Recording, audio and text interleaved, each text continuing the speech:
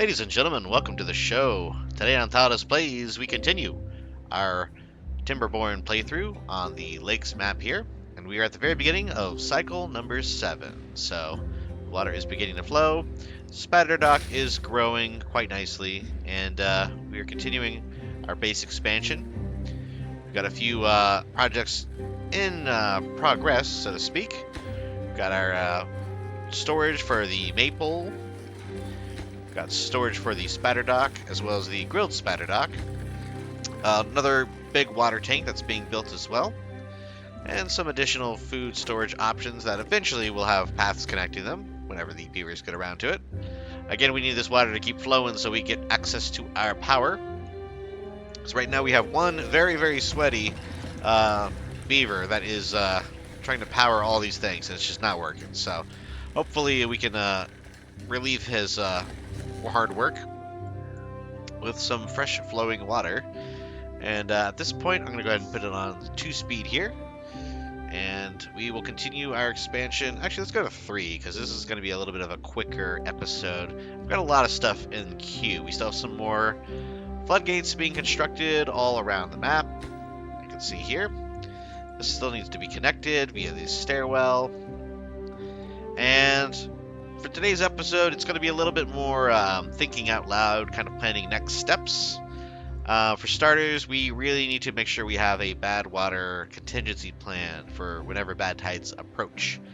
And again, the best way to do that is simply to divert the flow of water. Ideally, the closer, the better. So we'd really want to figure out a way to divert it right at the mouth of this opening and this opening. These two areas are what's filling basically the entire map with fresh water. So I think there might be a seep over here, freshwater seep. If I can kind of scroll down and dive underneath, should be able to kind of take a peek. There's a better way to do that. So let's do the smart way. You can actually look below the water as well. So what we can do is click show storage, hide water. Yes. So when you hide water, we see underneath, and you can see here there's a water seep there, a limited pressure source of groundwater, and then of course we got a bad water source there. We've got a bad water source here. We got a third one all the way over here. So, kind of building around those for now. Again, the entire map is being fed basically by 2 freshwater seeps. I think we might have one landlocked one over here. So there's that one I mentioned. But yeah, otherwise I'm pretty sure it's just these 2. I call them grottos, but this one's right at the side of the mountain. 3 water source blocks. And then of course we have over here, I think there's 4 under the mountain area here. 1, 2, there's 5 total there. So again, what I'm probably going to do is figure out a way to push all that bad water through here. You can see this kind of natural channel. So what we'll do is figure out a way where I can raise a bunch of floodgates and kind of force it all. The problem is this is still kind of open. So if we flood this whole area, we would basically need to block off everything that is 1 tile higher than this, which means we have 2 tiles, thankfully, going right up here. And then this one, we could block it off 2 tiles right up here and let it flow down naturally. This one would flow down like so. So what we basically want to do is, I'm trying to think, they're going to basically kill this whole area during bad tide anyways. So we could block this little junction off with a very tall floodgate levee system. The issue is I want to be able to keep most of the good water, so we really need to look at how big of a floodgate. Triple floodgate is the tallest. That covers 1, 2, 3 blocks up. That's 1, that's 2, this is 3. So that should be enough to flow back. I just want to be able to open it up entirely, you know, to let good water back out, if that makes any sense. So, of course, there is natural options. We could use something like a contamination barrier. This stops soil contamination, which is nice for like our local areas. There's also, I believe it's called a sluice. Or maybe it's a fill valve. It's a one-way outlet that regulates the downstream water level. Throttling valve is adjustable flow rate. What am I thinking of here? I could have sworn there was another option. Dam, levee, floodgates, fill valve. Maybe I'm mistaken. I could have sworn there was like a sluice object that let water through. But maybe they renamed it. Maybe that is what the fill valve or throttling valve is. They might have split it into two different things. Because, yeah, I'm pretty sure... Oh, that looks a little different than what I recall. But, yeah, I think that's it. One way, yeah. So, either way, moral of the story is we just don't want too much contaminated water getting downstream. So, the beavers are working hard. Let's put the water back on here. And yes, they're zipping around. Look at that. Look at all that production going on. We got our raw resources. Spatterdock is finally coming. And look at that. Look at that. It's popping up there, growing quite nicely. We got a nice little time-lapse shot of the Spatterdock coming in. It's very peaceful. Beavers gathering it as fast as it grows, ideally. Looking at our workers, we have some vacancies, so we do need more lodges for beavers, because we have 6 kids. We have a couple open beds, but we do need more lodges because we have 6 vacancies for our jobs. And we want all the positions to be filled as much as possible. So I'd rather have a few unemployed beavers than a few vacant job positions. So, but yeah, nice little spatterdock harvesting going on. We're still on the 16-hour day. I'm going to put this up to 18 for the next few days just to knock out some more production. And soon enough, we will have this big lodge, which does open up, I believe, 9 beaver slots, yes. So when that is finally connected, that should solve our problem. I will put one more, we'll do a double lodge, just to give us a little bit more variety. This one can be placed even closer. I might actually be able to use existing. Yeah, so this is going to be on the 2nd floor. Let's see if I can kind of work out a way to get this all connected properly. I think I could do this, and let's do a double platform, and then a single platform like so. Oh, we don't even need that, actually. Yeah, let's just delete that. And then with 3 double platforms, puts us right on track with a path. There we go. All connected. So, I don't think these take any special materials, so yeah, let's prioritize these, actually. Just these 3 paths, and the double lodge is already built. Yeah, that was quick.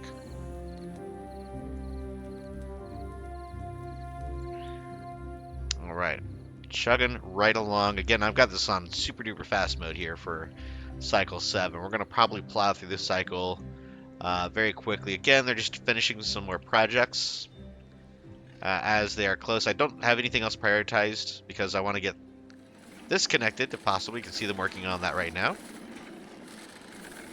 We have 5 inventors going. Not the most efficient thing. I will eventually just focus more on these observatories. However, they take power, and right now our power production, it's not too bad. We got almost double our demand with all these water wheels cranking along, so that's nice. But you can see that's because 2 of these lumber mills are not even being used. So once those are in use, our power demand will increase significantly, and we'll have the production to supply it. So let's take a look at our resources here. We're good on pine resin. Treated planks are doing okay. Standard planks are, of course, still the issue because, you know, we just need to make sure. I'm going to probably prioritize these 2 areas just to make sure we have at least 2 people working in the lumber mills at all times. Because that is kind of our current bottleneck. We got plenty of logs. Everything else is looking good. Potatoes are going just because we're grilling them all instantly. Spatterdock is not really getting used yet because we only have the 1 grill and there's nobody working it. So we're not grilling the spatterdock, but we are storing it. We don't have a lot of storage though because that's another thing that we're working on building. So a lot of things going on here. Let's go ahead and bump up the priority on the other 2 lumber mills, because we really want this to be happening here. When we get the plank production going into full swing, we'll be looking a lot better in terms of overall productivity. Actually, while we're doing this, let me see. We already have the underground pile. Let's go ahead and demolish this, because we could just put the underground pile right here and assign this as a plank pile. Since it happens to be empty already, why not go ahead and reassign it to be a normal plank storage? And yeah, we're looking pretty good. I don't know if they can get to that rubble, but we'll see. Hopefully they do. But yeah, this underground pile will increase our storage capacity significantly. You can see it's only, I think, 180 for above ground. Underground is 1,000 for the exact same footprint. The catch, of course, is underground piles must be placed on the actual ground. They cannot be elevated or placed on top of other buildings. Beavers are going crazy now. We've got almost... Oh, I see. It's not connecting because we haven't built this one yet. So I'm going to go ahead and just bump up these last two platforms priorities so we can finally connect one house of some variety. We need a few more beavers. You can see we're kind of floating around that 5 open jobs marker there. But the planks are coming in.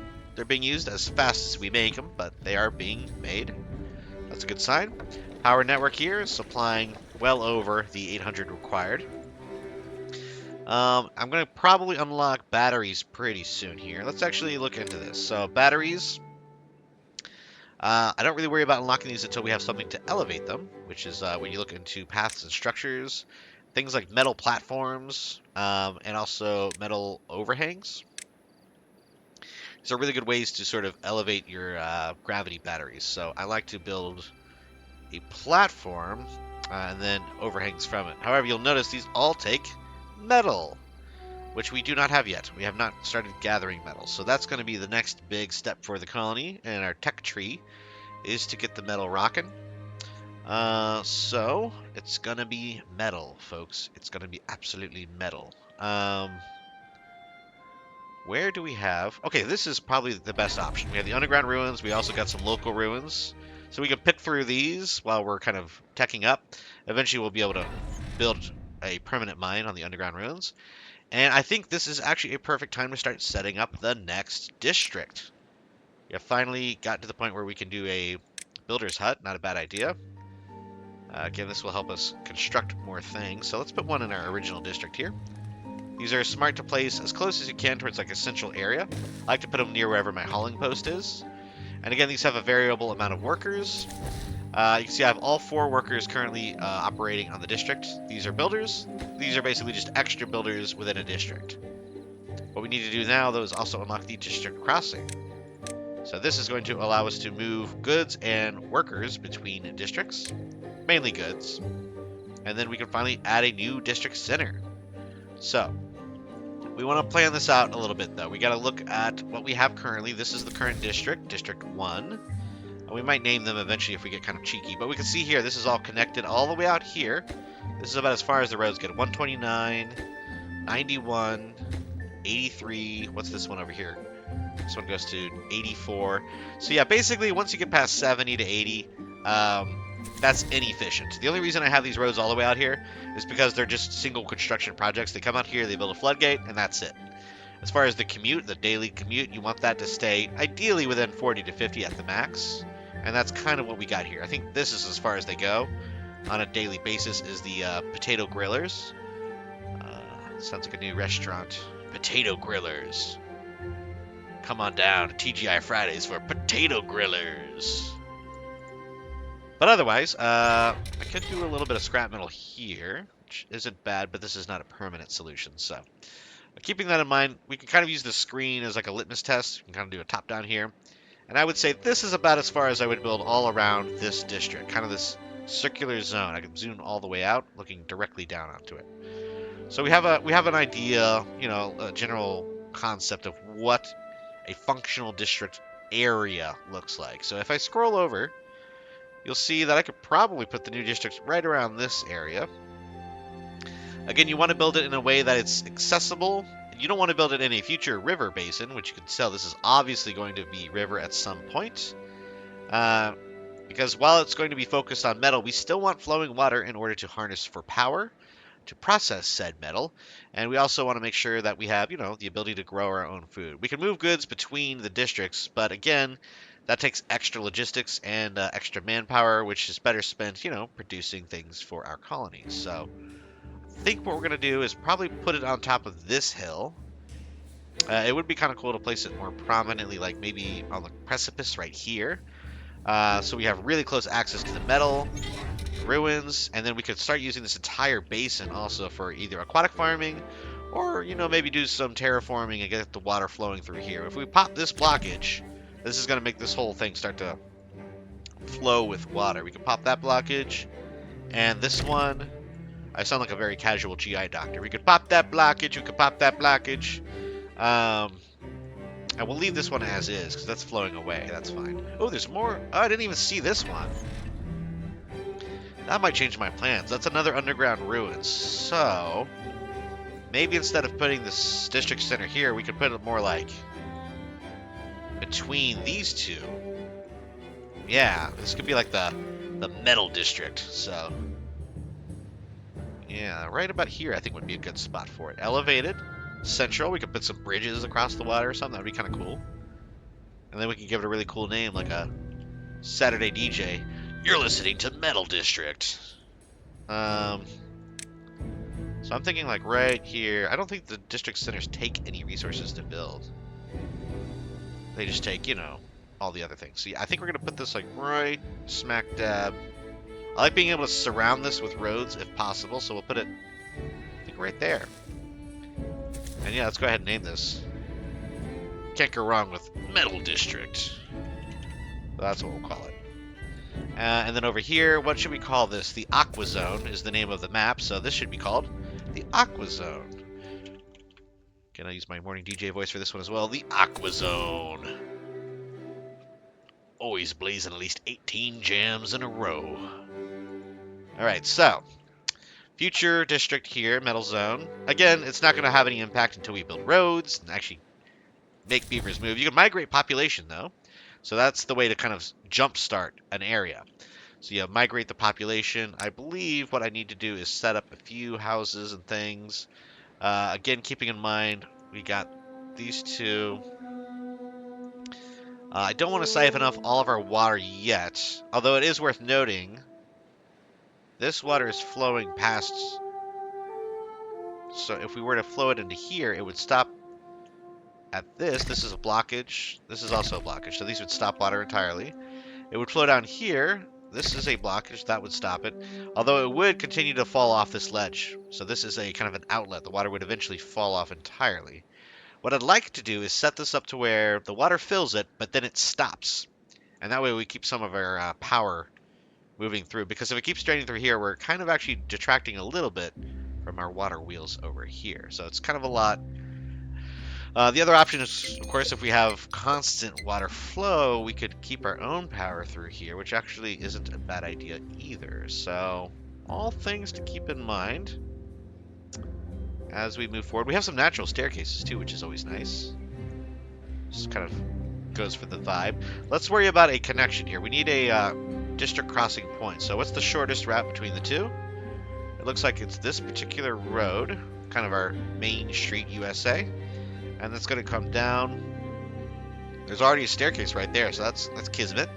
And then maybe we'll hop across here, and then put some maybe suspension bridges in. I think we can unlock all these suspension bridges. They take treated planks and logs. So yeah, it helps to have a variety of options depending on the gap you're trying to cover. But it is nice because you don't have to worry about building tons of platforms. You can just build a long suspension bridge.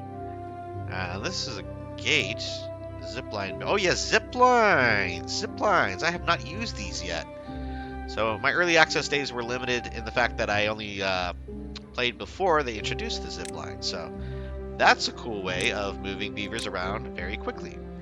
So the idea is it's a zipline pilot. It's a tower-bearing zipline capable, or sorry, a tower bearing zipline cables between stations. So the idea is the beavers get on one side and they zip on over to the other. So, in the meantime, though, you do still need a physical way. I'm not sure if they can carry goods via the zip line, so we might still need to actually create paths.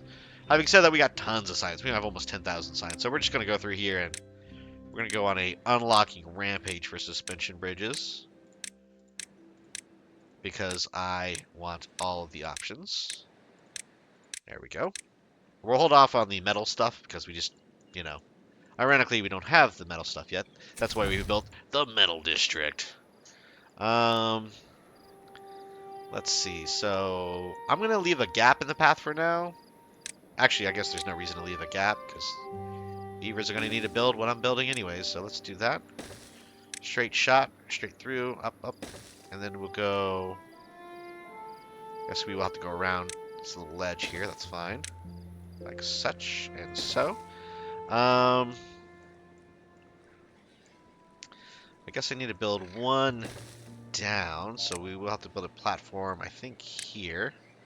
That's a bummer, because that means, how do they get to the platform to build it? And what does a suspension bridge look like from here? We have to build it on dry land, so let's cut out one of these paths. And then I guess we just build the bridge over.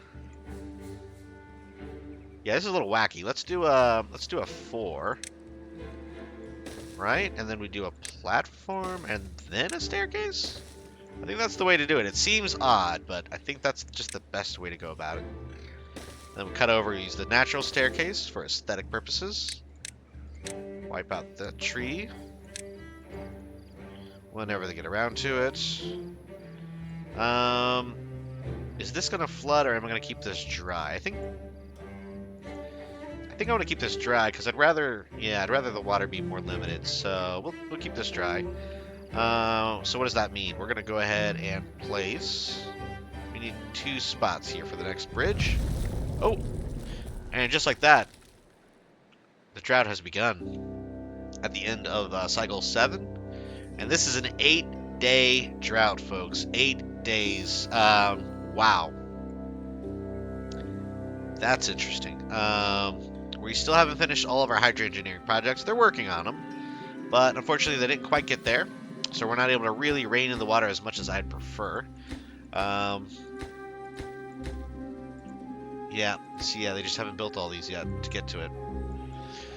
Well, what do you know? What do you know? We're still building. I think I may have over-indexed my builders here, but that's all right. We're going to go back to speed 3. We're going to kind of whip through this drought cycle. Oh, I need to turn these off, though. Okay, good. They're still off. Perfect.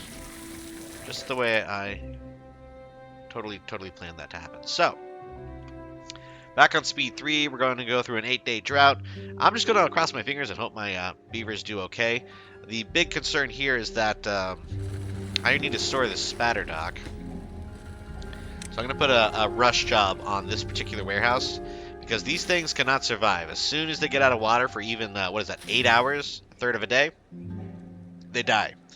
So we want these harvested ASAP. So all the trees are probably in peril as well. Drought resistance 11, 13, 12. Okay, they should be okay for this particular drought, but you can tell things are getting more and more dire as time goes on. The drought's getting longer, and eventually the droughts do, I believe, have a maximum time, so they don't just get longer forever. However, they will eventually become bad tides, which is a whole different beast. So keeping that in mind, I'm going to go back over here, and while this drought continues to ravage our water supplies, I'm going to focus on my little side project. So I think we're going to put this here, staircase like so, and then how do we get over here? I think I want to build, let's see, 6 bridge. Oh, 6 bridge will do it on its own, but you know it'll look a lot cooler, 2 3 bridges. Yeah, there we go. That looks like a proper bridge. And again, I know this is not the most efficient thing, but I like putting paths all the way around my district center. I just think it looks nice. So, back over here. I think we'll hug the wall, ideally. Hopefully we can actually irrigate some of this land.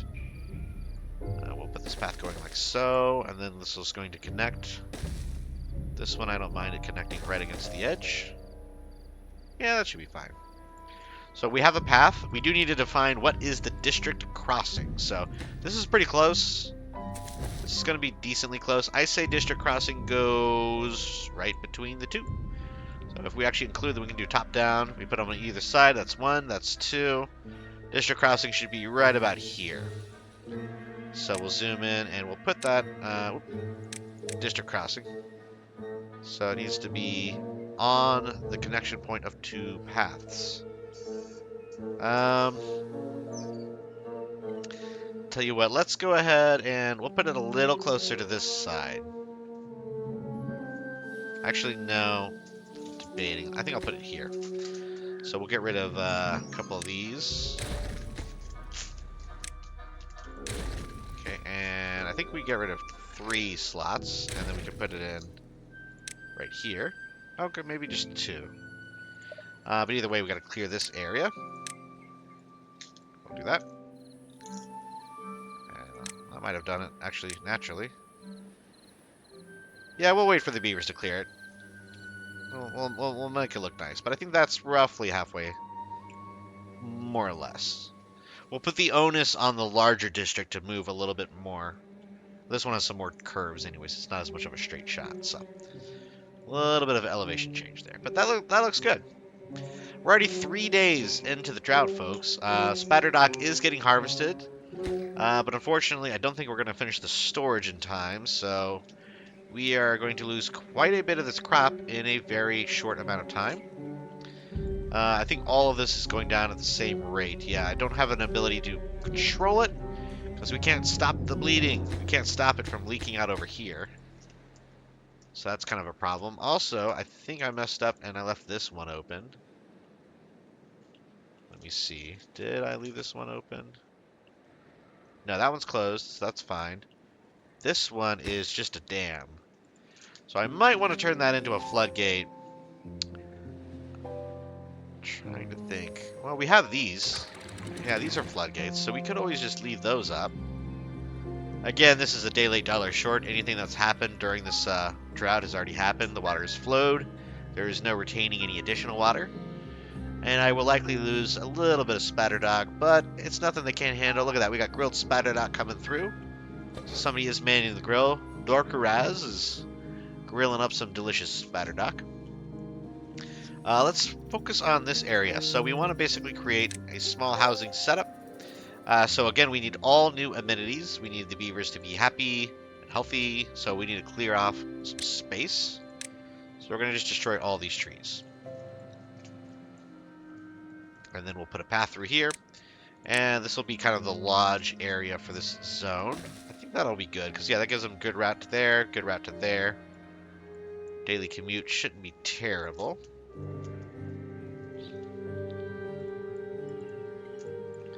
So I go back to full speed here and plow through.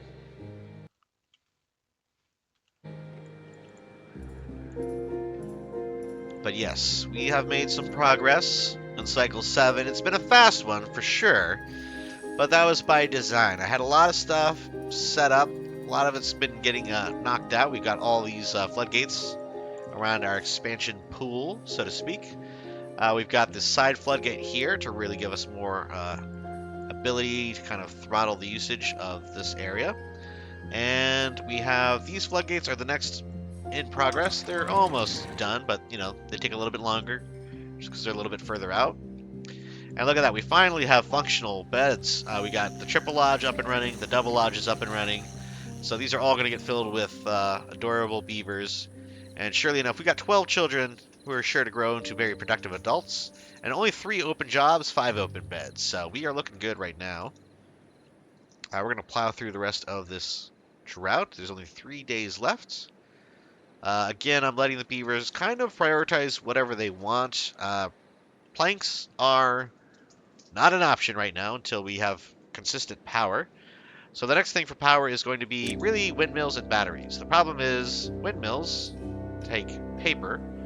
The small one does not, though. Interesting. Let's go ahead and unlock that.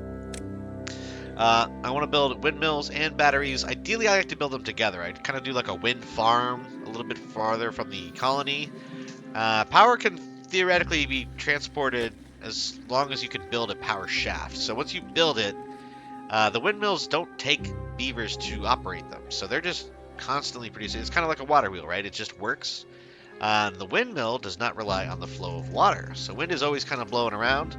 It's not as powerful as the output of a water wheel, but if you build enough of them, you've got a constant supply. And then you add that to the gravity batteries, you've almost got constant power. So you can build up a really nice kind of stockpile of batteries. That way, when a drought occurs, you're still moving and grooving. You still got options. Ideally, I would combine this entire power network, but we might have to create our own network over here. So this might be a good option to use the windmill gravity battery combo, just because I'm not sure I'm going to have running water. The water through here is going to probably be a standing pool, because this is the only outlet currently. If I were to pop open a source block, it would be all the way up here. I would probably pop open this little fella. Problem is that does drop a block. So that imparts a lot of energy. That if it drops a block, that means it's going to continuously flood out, and it's going to drain a lot of my possible pool there. So before I open any of these up, we will be building floodgates to kind of mitigate and control the flow. So I'm not really sure what I want to do with that. To that end, let's see, is the Spatterdock still alive? It is still technically alive. And look at that, I think we finally have, well, we got grilled Spatterdock storage, and we have a grill operating. So luckily they are kind of cranking through this. Looks like it's getting kind of low there, folks. I don't know. We got 1 day left. Will it last? That's the question. Will the Spatterdock stay submerged for the last full day of this drought? Keeping in mind, it takes almost a full day for the water to get through back to this area, so what I might do is drop this floodgate to the top right of the Spatterdock zone in order to let the water get there just a little bit quicker. We'll see if I need to do that, though. And that might be a decision for the next episode. But we've made quite a dent so far. A very quick one, again, mostly on triple speed. But we've sort of set up the startings of a new district, the Metal District. We've expanded our district. Again, we kind of let the Beavers just do what they were trying the whole time. Finally expand the lodge area. We got a lot more Beaver population. We still have some open beds. We've got some unemployed Beavers, which is actually a good thing in my opinion. And yeah, that's the end of the drought for the end of cycle 7. And we are about to begin cycle number 8 here in just a little bit. I'll wait till the drought officially comes through here to wrap things up for this episode. We can see our food is fine. We got plenty of stockpiles of food. Again, my rule of thumb, in a perfect world, I have about 100 food for every beaver. So theoretically, I would have, I don't know, what is that, 68? So 6.8 thousand. But that's half. That's okay. 50 per beaver is nothing to sneeze at. But that's the end of the drought, the end of cycle 7, beginning of cycle 8. And I think that's going to be the end of another episode here of our Timberborn playthrough. If you made it this far in the episode, please feel free to like and subscribe.